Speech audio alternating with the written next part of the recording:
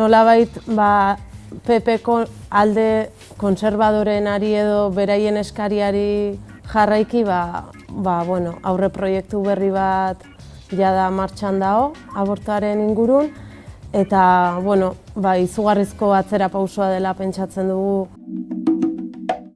Aldaketak ekarriko digu 40 urte atzera itea. Eta bertan biltzen da abortatzea posible litzakela 2 kasutan.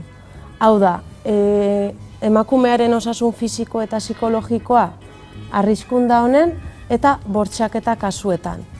Horrez gain ere, 16 eta 17 urte bitarteko emakume gurasoen baimena beharko dute abortatzeko.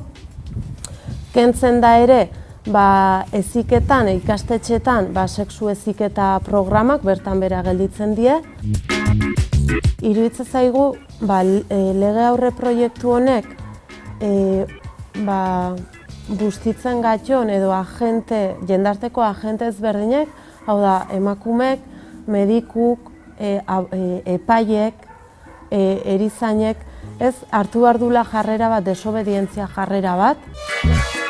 Hau da, 2 aukera izango die, baldin eta hori daun bezala aplikatzen baldin bada, eta bat izango da atzerrira joatea.